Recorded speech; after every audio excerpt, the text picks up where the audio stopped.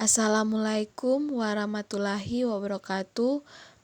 Shalom, Om Swastiastu. Perkenalkan, nama saya Dila Gresika Bintiri, Stambuk A401-20051.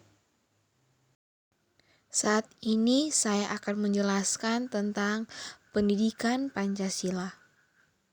A. Pengertian Pancasila. Pancasila adalah pilar ideologis negara Indonesia. Nama ini terdiri dari dua kata dari Sanskerta. Panca yang berarti lima dan sila berarti prinsip atau asas.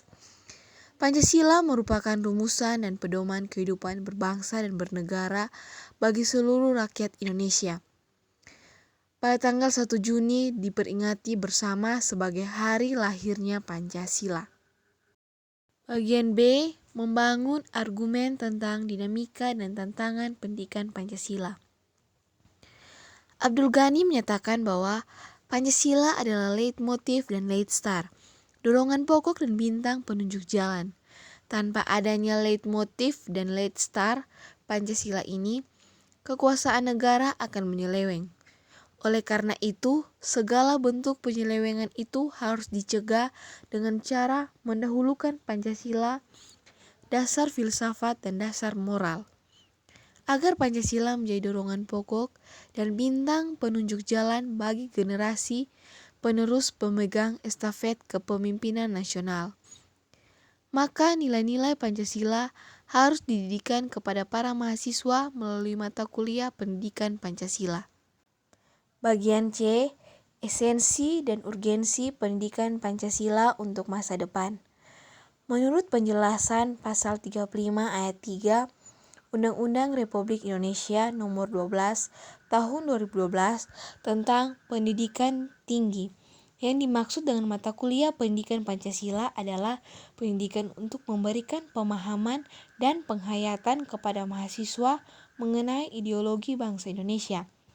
Dengan landasan tersebut, Ditjen Dikti mengembangkan esensi materi pendidikan Pancasila yang meliputi: yang pertama, pengantar perkuliahan pendidikan Pancasila. Kemudian yang kedua, Pancasila dalam kajian sejarah bangsa Indonesia. Yang ketiga, Pancasila sebagai dasar negara. Yang keempat, Pancasila sebagai ideologi negara. Yang kelima, Pancasila sebagai sistem filsafat. Yang keenam, Pancasila sebagai sistem etika. Dan yang terakhir, Pancasila sebagai dasar nilai pengembangan ilmu. Bagian D, alasan diperlukannya Pancasila dalam kajian sejarah bangsa Indonesia. Yang pertama, Pancasila sebagai identitas bangsa Indonesia. Kemudian yang kedua, Pancasila sebagai kepribadian bangsa Indonesia. Yang ketiga, Pancasila sebagai pandangan hidup bangsa Indonesia. Yang keempat, Pancasila sebagai jiwa bangsa.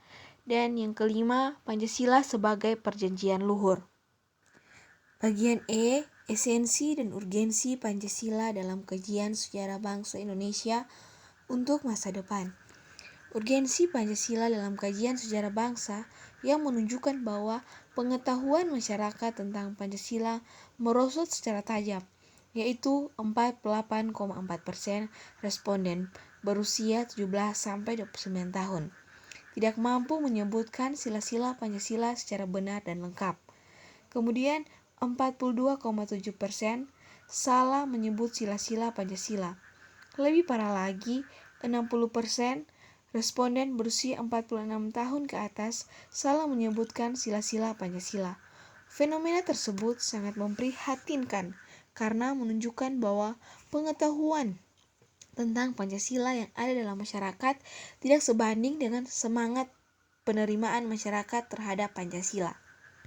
Bagian F, Pancasila sebagai sumber nilai. Yang pertama, nilai dasar. Kedua, nilai instrumental. Yang ketiga, nilai praksis. Bagian G, Pancasila sebagai ideologi. Pancasila merupakan landasan ideologi untuk kehidupan bangsa Indonesia. Pilar ideologi ini memuat 5 sila yang mencakup seluruh aspek, mulai dari ketuhanan, kemanusiaan, persatuan, kerakyatan, hingga keadilan. Bagian H, Pancasila sebagai etika politik. Etika politik tidak dapat dipisahkan dengan subjek sebagai pelaku. Pelaku etika yaitu manusia. Oleh karena itu, etika politik berkaitan dengan bidang pembahasan moral. Hal ini berdasarkan kenyataan bahwa pengertian moral senantiasa menunjuk kepada manusia sebagai subjek etika. Jika kita membicarakan Pancasila sebagai etika politik, maka ia mempunyai 5 prinsip. Maka itu bukan sekedar sebuah penyesuaian dengan situasi Indonesia, melainkan karena Pancasila memiliki logika internal yang sesuai dengan tuntutan-tuntutan dasar etika politik modern, atau yang belum ada dalam Pancasila adalah perhatian pada lingkungan hidup. Bagian I, Pancasila sebagai paradigma reformasi. Peranan Pancasila dalam era reformasi harus nampak sebagai paradigma ketatanegaraan. Artinya, Pancasila menjadi kerangka pikir atau pola pikir bangsa Indonesia, khususnya sebagai dasar negara. Pancasila sebagai landasan kehidupan berbangsa dan bernegara. Ini berarti bahwa setiap gerak langkah bangsa dan negara Indonesia harus selalu dilandasi oleh sila-sila yang terdapat dalam Pancasila. J. Pancasila sebagai sistem filsafat.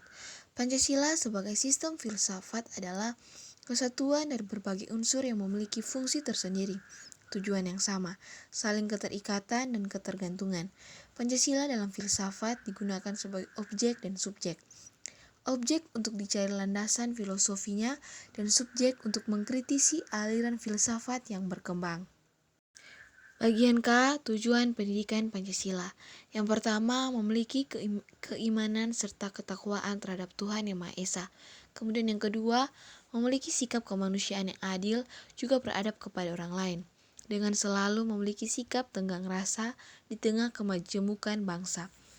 Yang ketiga, menciptakan persatuan bangsa dengan tidak bertindak anarkis yang dapat menjadi penyebab lunturnya Bhinneka Tunggal Ika di tengah masyarakat yang memiliki keberagaman kebudayaan. Yang keempat, menciptakan sikap kerakyatan yang mendahulukan kepentingan umum dan mengutamakan musyawarah untuk mencapai keadaan yang mufakat. Kemudian yang kelima, memberikan dukungan sebagai cara menciptakan keadaan yang berkeadilan sosial dalam masyarakat. Dengan adanya pendidikan tentang Pancasila menjadi sebuah sarana dalam usaha yang untuk mengerti, memahami, serta mendalami makna Pancasila sebagai kepribadian bangsa Indonesia dan juga mengamalkan Pancasila dalam kehidupan sehari-hari dalam bermasyarakat sesuai dengan cita-cita serta tujuan nasional, seperti yang tertera dalam pembukaan Undang-Undang Dasar 1945. Demikianlah penjelasan saya tentang pendidikan Pancasila. Jika ada kesalahan dalam penjelasan saya tadi, saya mohon maaf. Sekian dan terima kasih.